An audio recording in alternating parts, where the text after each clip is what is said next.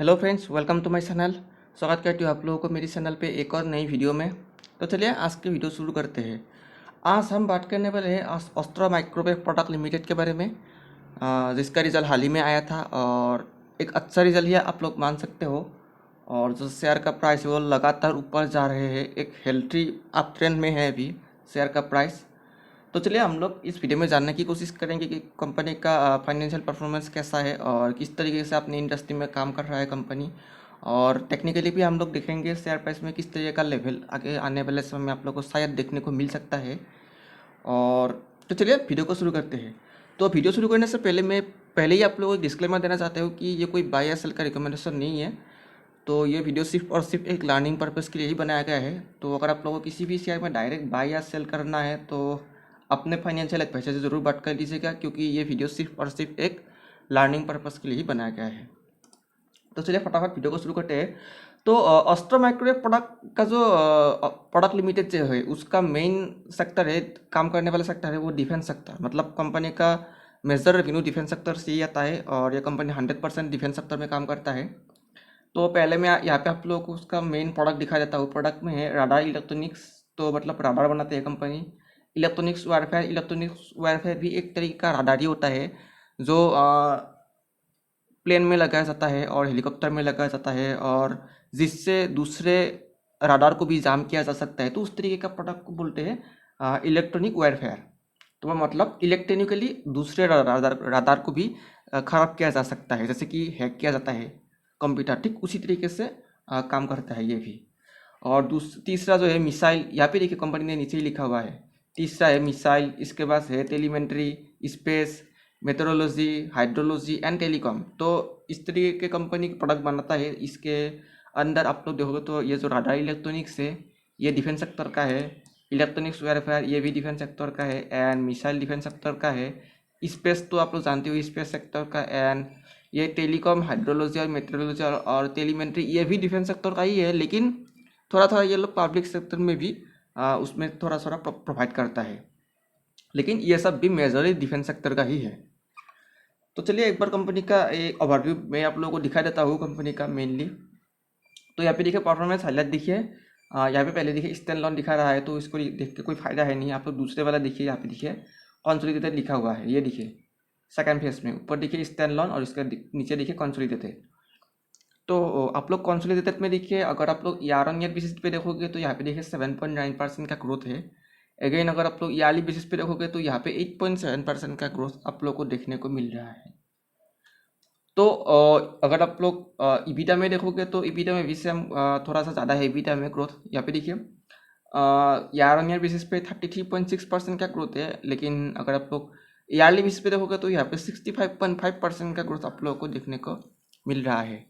Again profit after tax में भी 23.8% का ग्रोथ आप लोगों को ईयर ऑन ईयर में देखने को मिल रहा है, एंड 84.4% का ग्रोथ आप लोगों को ईयरली बेसिस पे भी देखने को मिल रहा है। तो अगर आप लोग ईबिटा और पैट को देखोगे तो ये बहुत अच्छा है, ईयर ऑन ईयर हो या फिर क्वार्टरली हो। लेकिन अगर आप लोग रेवेन्यू का देखोगे तो रेवेन्यू इतना इतना मतलब परसेंटेज से बढ़ा नहीं जितना उन लोग का ईबिटा और पैट बढ़ा है। आप लोग देखिए 7.9%, 8.7%।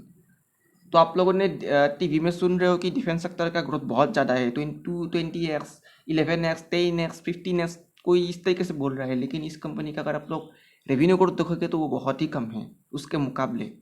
ओनली 8.7% का रेवेन्यू ग्रोथ देखने को मिल रहा है। और उसका जो मेन कंपटीशन है, मैं आप लोग को हर वीडियो में बोलता आ रहा हूँ कि जो डिफेंस सेक्टर है उसका लीडिंग प्लेयर एक है, वो है सोलर इंडस्ट्री, वो सबसे लीडिंग प्लेयर है। सेकंड में है डाटा पैटर्न और थर्ड में है एमटीआर। अगर आप लोग को प्राइवेट डिफेंस सेक्टर में इन्वेस्ट करना है तो पहले इन तीन कंपनी को एनालिसिस कीजिए। इसके बाद ये जो अस्ट्रा माइक्रोवेव, जो मतलब वालसानपुर इंडस्ट्री और बाकी सब एपोलो माइक्रो सिस्टम, बाकी सब जो इस तरीके से कंपनी है जैसे कि वो पारस डिफेंस, उसको आप सेकंड फेज में देखिए। अगर आप लोगों को एक बहुत ही अच्छा कंपनी चाहिए तो आप लोगों को मैं रिकमेंड करूँगा solar industry, data pattern and एमतार टेक्नोलॉजी। ये तीन इंडिया के टॉप है। आप लोगों को यहाँ पे ये जो कंपनी है इसमें आप लोगों को जितना भी आप लोगों को शेयर प्राइस में इंक्रीज देखने को मिले, जितना भी कुछ भी हो जाए, लेकिन आप लोग यहाँ पे ही देखिए रेवेन्यू में देखिए ओनली 7.9% का ग्रोथ है। और आप लोग देखिए शेयर प्राइस का ग्रोथ शेयर प्राइस का ग्रोथ आप लोग को 10-20% तक दिख रहा है, लेकिन रेवेन्यू को देखिए ओनली 8.7%। डिफरेंस आप लोग को देखने को मिल रहा है कंपनी का अभी अभी। तो चलिए, ये तो हो गई कंपनी का परफॉर्मेंस हाइलाइट्स। तो अभी देखिए ऑर्डर बुक, देखिए ऑर्डर बुक भी खता है कंपनी का। देखिए हिस्टोरिकल ऑर्डर बुक देखिए FY22 और FY23 का। देखिए आप लोग FY22 में देखिए 1551 करोड़ का टोटल ऑर्डर आया था, और अभी देखिए 1544 करोड़ का। तो दैट मीन्स ऑर्डर में ज़्यादा इंक्रीज हुआ नहीं है, थोड़ा सा ही इंक्रीज हुआ है। अगर आप लोग देखोगे तो FY21 से FY23 तक देखिए ऑर्डर एक ही रेंज में 1500, 1500 एंड 1500। तो देखिए ज़्यादा इंक्रीज हुआ नहीं है। यहाँ पे देखिए, यहाँ पे तो डिक्रीज हुआ है 1551 से 554। दैट मीन्स यहाँ पे तो थोड़ा सा डिक्रीज हुआ है। 21 से ही कंपनी का ऑर्डर बुक खतना शुरू हुआ है। आप लोग देखिए इस कंपनी का ऑर्डर बुक खट रहा है, लेकिन जो शेयर प्राइस है वो ऊपर जा रहा है। मतलब दोनों का मैचिंग ही नहीं हो रहा है। मैचिंग होना बहुत ज़रूरी है। अगर आप लोग देखोगे तो, अगर आप लोग डाटा पैटर्न देखोगे या फिर सोलर इंडस्ट्री देखोगे, उन लोगों का ऑर्डर बुक भी ऊपर जा रहा है और जो शेयर प्राइस जो है वो भी ऊपर जा रहा है। जैसे कि एमटा टेक्नोलॉजी, उसका भी ऊपर जा रहा है। लेकिन यहाँ पे तो उल्टा हो रहा है। यहाँ पे मतलब क्या हो रहा है, ऑर्डर बुक घट रहा है, रेवेन्यू ग्रोथ अच्छा नहीं है, लेकिन आप लोग देखिए शेयर प्राइस किस लेवल पे पहुँच गया है। तो ये सब चीज़ को आप लोग थोड़ा सा एनालिसिस कीजिए, थोड़ा सा आप लोग सतर्क रहिए ऐसे कंपनी से। मैं ऐसा नहीं बोल रहा कि कंपनी खराब है, बहुत अच्छा कंपनी है, प्रॉफिट में है, कोई निगेटिव नहीं है। इबिटा मार्जिन या फिर पैट मार्जिन बहुत अच्छा है, 63-80% तक का ग्रोथ है। लेकिन मैं बोल रहा हूँ कि इतना भी ऐसा नहीं है कि मतलब ये 20 बगैर 2 बगैर 3 बगैर 10 बगैर इस तरीके से बोल जाए, मतलब बहुत ही कम समय में, ऐसा भी नहीं है। तो देखिए सेगमेंट में देखिए इन लोग का जो टोटल रेवेन्यू है, डिफेंस से 72.22 करोड़ आया है, एक्सपोर्ट से 12.19 करोड़, स्पेस से 3.5 करोड़ एंड मेट्रोलॉजिकल से 27.94 करोड़ का ऑर्डर आया है। तो यहाँ पे देखिए डाइवर्सिफाइड ऑर्डर बुक देखिए, डिफेंस सेक्टर से 59% ऑर्डर आया है, स्पेस से 14%, मेट्रोलॉजिकल से 4% एंड एक्सपोर्ट से 24% रेवेन्यू आया है। तो यहाँ पे देखिए सबसे बड़ी नेगेटिव फैक्टर देखिए ऑर्डर बुक बिल्ड अप। देखिए ऑर्डर बुक देखिए 1734 करोड़ था 31 दिसंबर 2022, ये थी दिसंबर का। यहाँ पे देखिए, और अभी देखिए 31 मार्च 2023 में देखिए। तो दैट मीन्स एक क्वार्टर में, दिसंबर क्वार्टर से मार्च क्वार्टर तक देखिए इन लोगों का कितना डिक्रीज हो गया ऑर्डर बुक। तो यहाँ पे क्या लिखा है कंपनी ने, current order book is more than 2x of revenue of FY23। तो भाई इस तरीके से कोई भी कंपनी लिखता है, सब कंपनी का काम होता है अपने प्रोडक्ट को सेल करना, अपने शेयर को सेल करना, ये सभी कंपनी का काम होता है। लेकिन आप लोग को उसमें फटकना नहीं है। आप लोग देखिए ऑर्डर बुक डिक्रीज हो रहा है कंपनी का, यहाँ पे साफ साफ दिख रहा है। आप लोग इस पर ज़्यादा नज़र मत डालिए कि ऑर्डर बुक 2x है 10x है, वो तो हर कंपनी बताता है, लेकिन होता है उल्टा। यहाँ पे देखिए सेगमेंटल रेवेन्यू ब्रेकअप देखिए FY23 Q4 एंड FY23 का देखिए। तो यहाँ पे देखिए इसका मतलब ओनली Q4 FY23 और इसका मतलब होल FY23।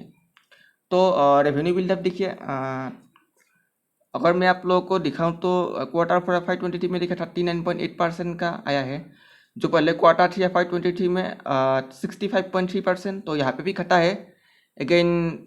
तो अगर आप लोग देखोगे तो क्वार्टरली इसका जो डिफेंस का जो रेवेन्यू बिल ब्रेकअप है वो लगातार घट रहा है।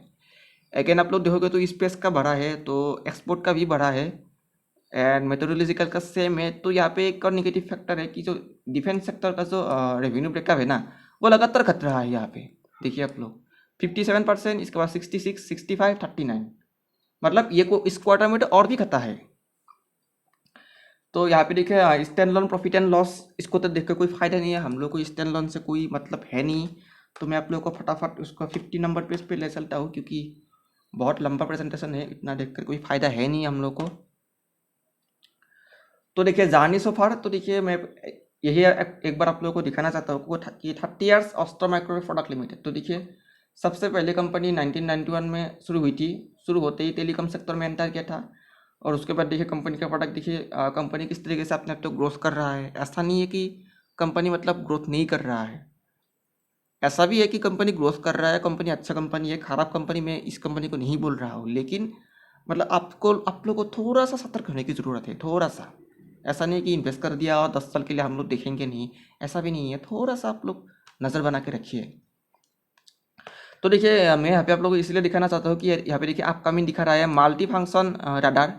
तो ये कंपनी का अपकमिंग प्रोडक्ट है जो मल्टी फंक्शन रडार है। एंड इलेक्ट्रॉनिक वारफेयर सिस्टम भी फिर से कंपनी कोई नई इलेक्ट्रॉनिक वारफेयर सिस्टम कंपनी लाने वाला है। तो देखते हैं किस तरीके से कंपनी काम करता है। तो ये सब देखिए कंपनी का प्रोडक्ट है। से ये छोटा मोटा शिप भी बनाता है कंपनी, और कुछ इस तरीके का डिफेंस का प्रोडक्ट बनाता है, राडार बनाते हैं।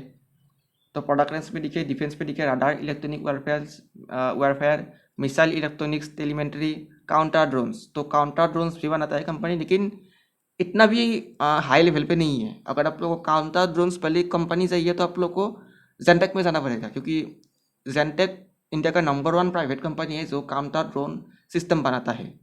और हाल ही के समय में आप लोगों ने देखा भी है कि रूस और यूक्रेन के युद्ध में किस तरीके से एंटी ड्रोन सिस्टम की ज़रूरत हर कंट्री को अभी आ रहा है, जिसका फायदा आप लोगों को जेनटेक में मिलेगा, इस कंपनी में नहीं मिलेगा। तो स्पेस में देखिए flight model application and ground based application and inside MSS terminal भी कंपनी काम करता है। और हाइड्रोमेट्रोलॉजी में देखिए इस तरीके से वाटर लेवल मेजरमेंट और ऑटोमेटिक वेदर स्टेशन। तो इस तरीके से कंपनी काम कर रहा है। तो ये तो हो गई कंपनी का बेसिक प्रोडक्ट। तो अभी देखिए कंपनी का ग्रोइंग डिफेंस प्रोडक्ट अपॉर्चुनिटी। तो ये कंपनी का एक एक्सपेक्टेशन है FY24 था। FY24 का यहाँ पे देखिए ग्रोइंग डिफेंस बजट, मतलब ये इंडिया का डिफेंस बजट है। तो अगर आप लोग डिफेंस बजट को देखोगे तो ये इंडिया का डिफेंस बजट हर साल 7% से इंक्रीज होता जा रहा है। यहाँ पे देखिए FY23 में 17.32 करोड़ था, जो शायद इंक्रीज होकर FY24 में 72.40% तक आना चाहिए। तो यहाँ पे देखिए फिर से लिखा हुआ है India is the third largest military spender. तो ये तो हर कोई जानता है कि इंडिया दुनिया का थर्ड लार्जेस्ट मिलिट्री एक्सपेंडिचर है बजट में। तो हमारे देश बहुत खर्चा करते हैं बजट में। तो इस तरीके से कंपनी ने बताया है, और इस तरीके से कंपनी को फ़ायदा भी हो सकता है, यही सब बताया है। तो इससे सिर्फ इस कंपनी को नहीं, हर कंपनी को फ़ायदा होगा जो डिफेंस सेक्टर में काम कर रहा है अभी। तो चलिए मैं अभी कंपनी का जो क्लाइंट है, क्लाइंट को एक बार दिखा लेता हूँ। आप लोग इसका क्लाइंट देखिए, मेजर का क्लाइंट देखिए, रक्षा मंत्रालय, मिनिस्ट्री ऑफ डिफेंस। ये जो आप लोगों ने सामने जो ये सब जो लोगो दिख रहे हैं ना, ये सब DRDO का लोगो है। ये सारे के सारे लोगो DRDO का ही है। DRDO के काफ़ी सारे ब्रांच होता है, उन सब ब्रांच का ये लोगो है। और अगर आप लोग दूसरे साइड में देखोगे तो इसरो, इन लोगों का लोगो इसरो, उसके बाद इंडियन मेट्रोलॉजिकल डिपार्टमेंट, और यहाँ पे देखिए HCL, Adani, IITM, BSF, Rafale, तो थेल्स। तो इस तरीके से कंपनी है डिफेंस सेक्टर में काम करने वाले, और स्पेस सेक्टर में जो इन लोगों का क्लाइंट है, मतलब इन लोगों का प्रोडक्ट को यूज़ करते हैं।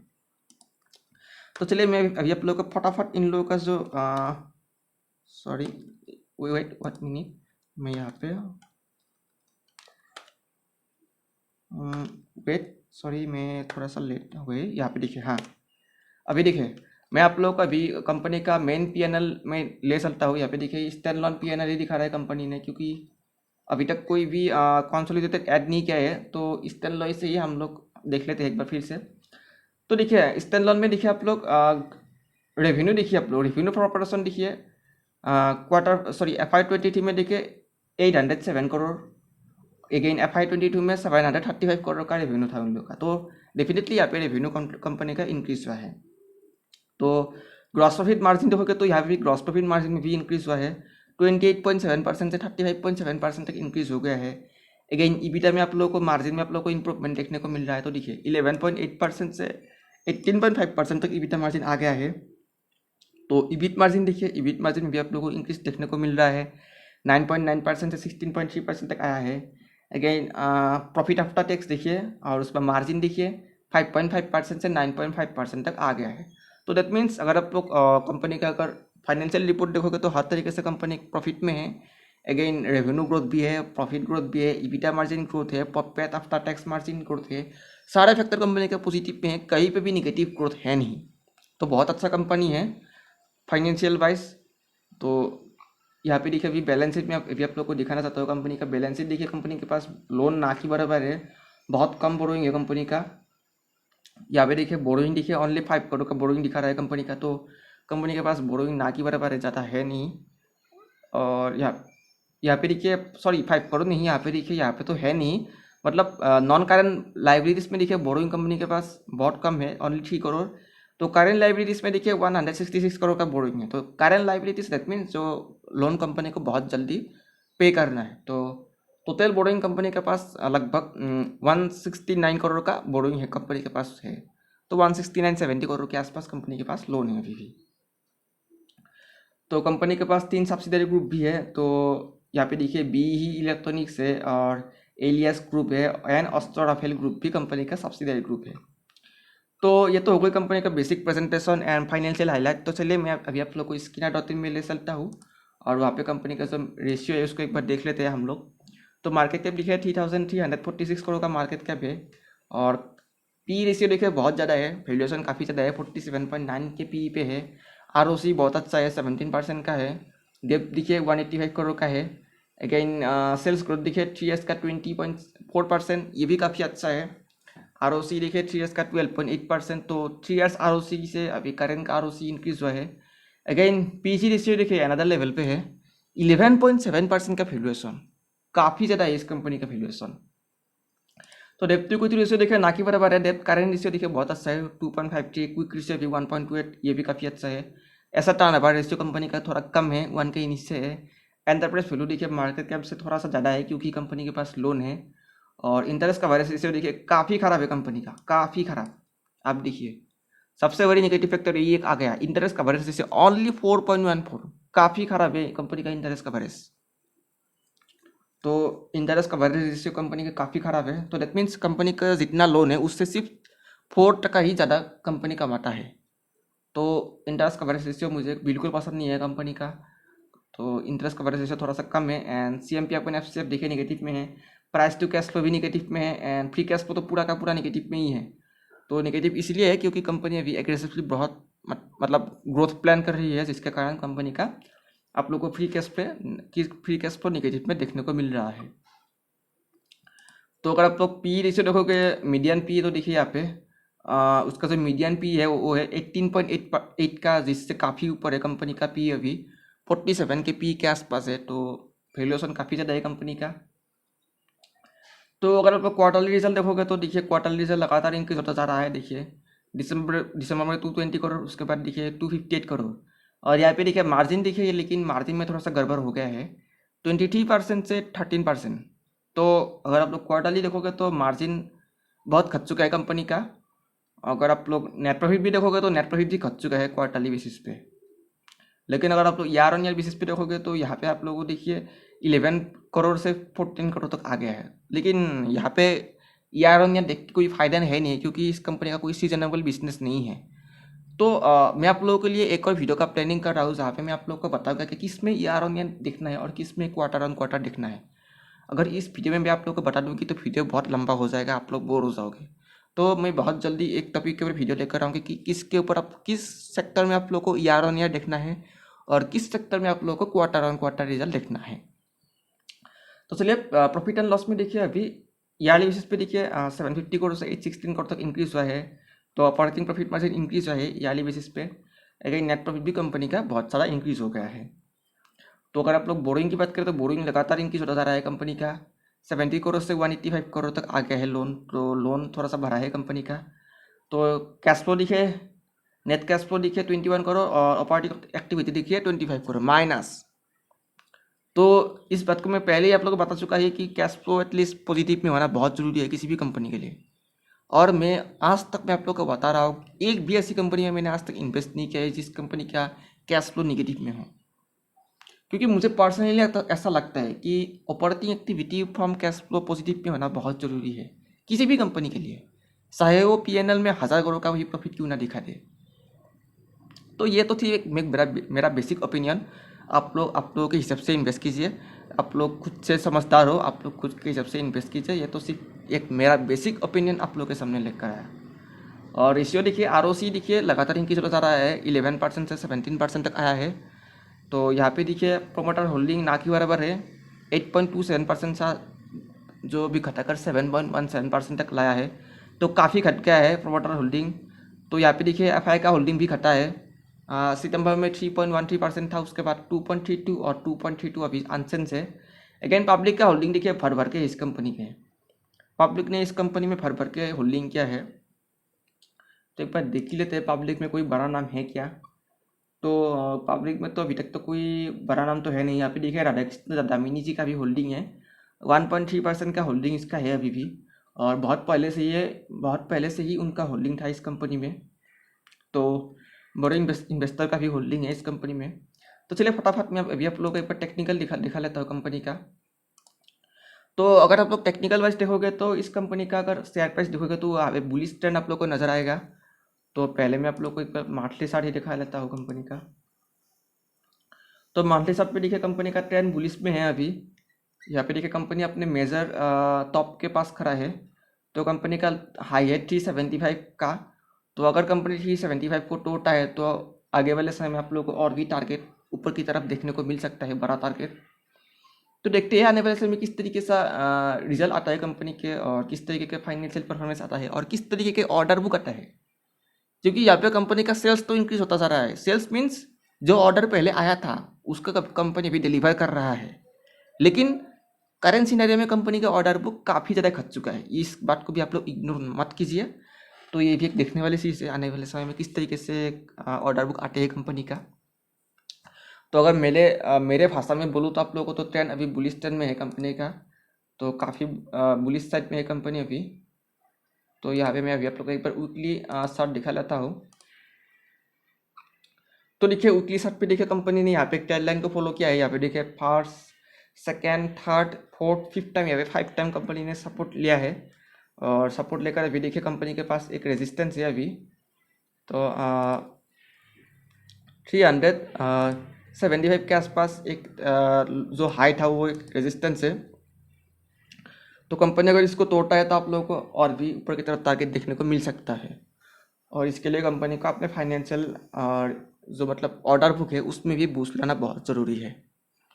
तो यही थी मेरा इस शेयर के एनालिसिस। कैसे लेके आप लोग को वीडियो। अगर आप लोगों को किसी भी चीज़ समझने में परेशानी आ रही है तो आप लोग कमेंट कीजिए, मैं आप लोगों के कमेंट की रिप्लाई करूँगी। अगर आप लोग को कोई भी नई टॉपिक का वीडियो जाएगा तो भी आप लोग कमेंट कीजिए, मैं आप लोगों के कमेंट के अनुसार नई टॉपिक का वीडियो लेकर आऊँगी। तो अगर आप लोगों को वीडियो देखकर अच्छी लगी तो लाइक शेयर एंड सब्सक्राइब कीजिएगा, एंड अपने फ्रेंड्स के साथ भी शेयर कीजिएगा।